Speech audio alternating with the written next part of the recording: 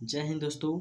Welcome back to my YouTube channel R K. Creative classes. तो दोस्तों आज की इस वीडियो में हम लोग सीखेंगे प्रश्नावली 1.3 का क्वेश्चन नंबर 2। क्वेश्चन नंबर 2 कौन है? क्वेश्चन नंबर 2 ये जो 1.3 बनाइएगा उससे पहले कुछ उदाहरण सॉल्व करके दिए होते हैं, ठीक है।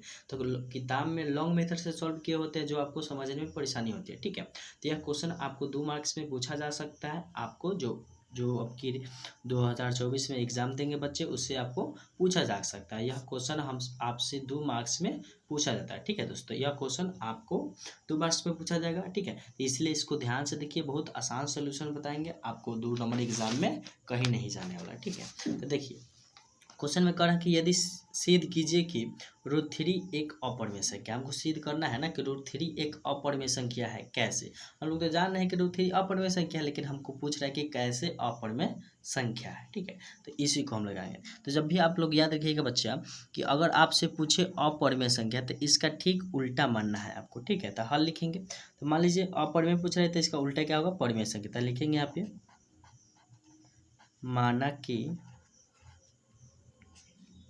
माना कि √3 एक परिमेय संख्या। क्या मानेंगे? इसका उल्टा मान लीजिए एक परिमेय संख्या है। क्या मान लीजिए बच्चा? √3 एक परिमेय संख्या है, ठीक है। अब बताइए परिमेय संख्या क्या कहता है? तो परिमेय संख्या देखिए, परिमेय संख्या का नियम क्या होता है? परिमेय संख्या को लिख सकते हैं P/Q। अब बताइए इसको क्या माने? परिमेय माने है तो इतना बड़ा √3 लिख सकते हैं कि लिख सकते हैं, ठीक है, लिख सकते हैं। अब बताइए यहाँ एक ब्रैकेट में याद रखिएगा, तो यहाँ लिख सकते हुआ कि P और Q एक पूर्णांक है। क्या हुआ? P और Q यहाँ एक पूर्णांक होता है, पूर्णांक है, ठीक है। जहाँ Q does not equal to 0। इस स्टेटमेंट का मतलब हुआ, इतना चीज़ आपको लिखिएगा तो एग्जामिनर अच्छा नंबर देता है, ठीक है। तो कह रहा है P और Q एक पूर्णांक है, और क्या कर रहे हैं यहाँ पे कि Q does not equal to 0, मतलब Q के जगह पर कभी भी 0 आएगा तो यह अपरिमेय संख्या नहीं होगा, ठीक है। तो हम लोग इतना कर लेंगे। इसके बाद करना क्या है? इसके बाद कुछ नहीं, आपको यहाँ पे लिखना है दोनों तरफ वर्ग करने पर। क्या करेंगे? दोनों तरफ वर्ग मतलब स्क्वायर करेंगे। क्या करेंगे बच्चा? स्क्वायर करने पर, ठीक है। तो ये लिख दिए। उसके बाद क्या करेंगे? दोनों तरफ मतलब इधर भी स्क्वायर और इधर भी स्क्वायर। तो इधर क्या करेंगे? P और Q का स्क्वायर इक्वल टू √3 का स्क्वायर, दोनों का स्क्वायर कर दिए, ठीक है। तो देखिए इसको कैलकुलेशन कीजिए, इसका कीजिएगा तो कितना आएगा बताइए? P का P स्क्वायर आएगा, Q का Q स्क्वायर आएगा, इक्वल टू इधर क्या आएगा? √3 का स्क्वायर कीजिएगा तो कितना आएगा? 3 आएगा। क्यों आएगा? क्योंकि बताइए √3 का स्क्वायर मतलब कहने का मतलब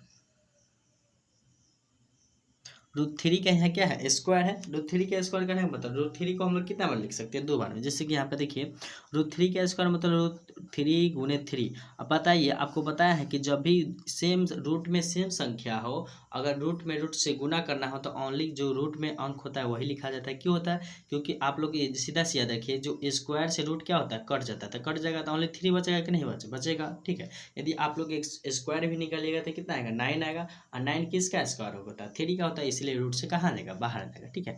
उसके बाद इस इतना करने के बाद एक स्टेप और करना है। क्या? कि ऊपर वाला P स्क्वायर को P स्क्वायर रहने दीजिए।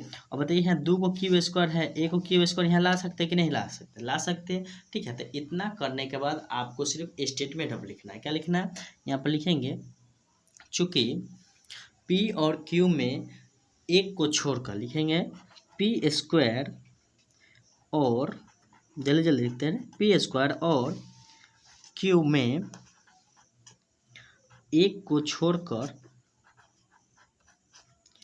एक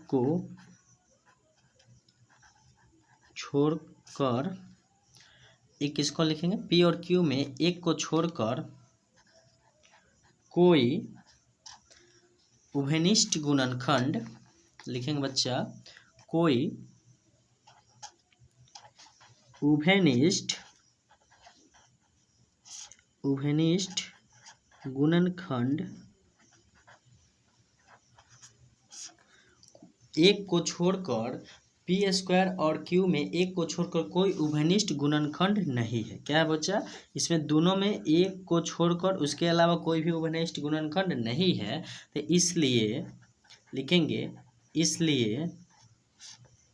इसलिए क्या लिख सकते बच्चा, पी स्क्वायर बटा क्यू एक भिन्न है। क्या होगा, एक भिन्न है। दोनों में एक को छोड़कर कोई उभयनिष्ठ गुना नहीं है, इसलिए हम लोग बोल सकते हैं पी स्क्वायर बटा क्यू क्या है, एक भिन्न है। ठीक है, उसको दूसरा पढ़िए, अब यहाँ और लिख लीजिए, और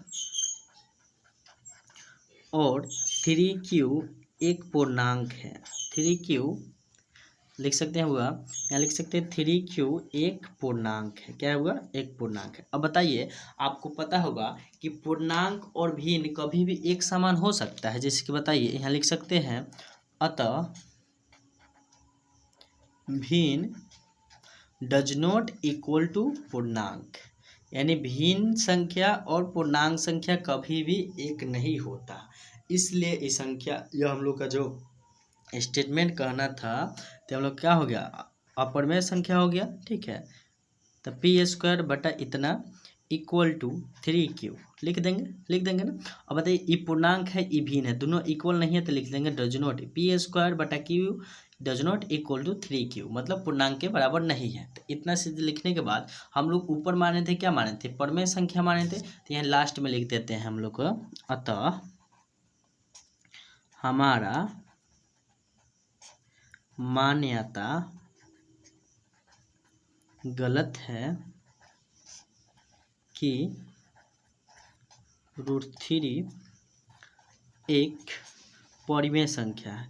जो हम लोग क्या माने थे, √3 एक परिमेय संख्या है।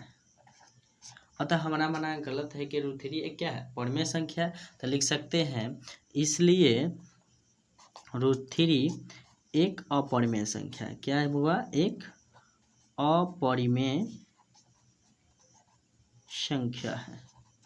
क्या लिख सकते हैं, √3 एक अपरिमेय संख्या। ठीक है, तो बताइए, इस क्वेश्चन में हम लोग सबसे पहले मान लिए थे कि √3 क्या है, अपरिमेय संख्या है। ठीक है, लेकिन जब हम क्वेश्चन सॉल्व किए तो हम लोग को पता चला ना कि √3 जो क्या है वो एक अपरिमेय संख्या, इसलिए हम लोग लास्ट में लिख सकते हैं, जो चीज़ माने थे उसके विरोधित आया, इसलिए क्या है, √3 एक अपरिमेय संख्या है। ठीक है, तो इसी तरह का क्वेश्चन आपसे पूछा जाएगा। सिर्फ आपको इतना ही सॉल्यूशन में बनाना है, आपको एग्जाम में 2 नंबर बड़ी आसानी से मिल जाएगा। ठीक है, देख लीजिए, ये जो लैंग्वेज है आपको याद करना पड़ेगा, इसके अलावा कोई चारा नहीं है। ठीक है दोस्तों, यदि आप इस टाइप के एक क्वेश्चन सीख जाते हैं, तो देखिए इसमें क्वेश्चन इसके टाइप से आता है। क्वेश्चन √2 आ सकता है, √5 आ सकता है, √7 आ सकता है और √11 आ सकता है। आप इस क्वेश्चन को देख लीजिए, उसके बाद आपको ये होमवर्क में है, क्या कीजिएगा, आपका होमवर्क में इसको, इस सारे क्वेश्चन को सॉल्व कर दीजिए, ताकि आप इसको सॉल्व कीजिएगा तो आपको क्या हो जाएगा, प्रैक्टिस होगा। ठीक है, तो आपको सॉल्व करिए, जैसे कि यहाँ पे √3 लिखे हैं तो 5 वाला बनेगा तो 5 लिखेगा, 2 वाला बनेगा तो 2 लिखेगा, और 7 वाला बनेगा तो 7, यहाँ भी आ जाएगा 7, यहाँ आएगा 7q। अब बाकी सब स्टेटमेंट सेम रहेगा। क्या रहेगा बच्चा, स्टेटमेंट सेम। जैसे यहाँ 3q लिखे हैं तो 7 वाला बनाएंगे तो 7q लिख देंगे, उसके बाद यहाँ भी 7q हो जाएगा, उसके बाद स्टेटमेंट सबका हिंदिया जो लिखे है ना, उस सबका सेम ही होगा। ठीक है दोस्तों, तो आई होप आप लोगों को वीडियो का सोल्यूशन समझ में आया होगा। यदि समझ में आया होगा तो मैं हमारे चैनल को सब्सक्राइब कीजिए एवं अपने दोस्तों के साथ शेयर कीजिए, और घंटी का बेल आइकन दबाना नहीं भूलिए। ठीक है दोस्तों।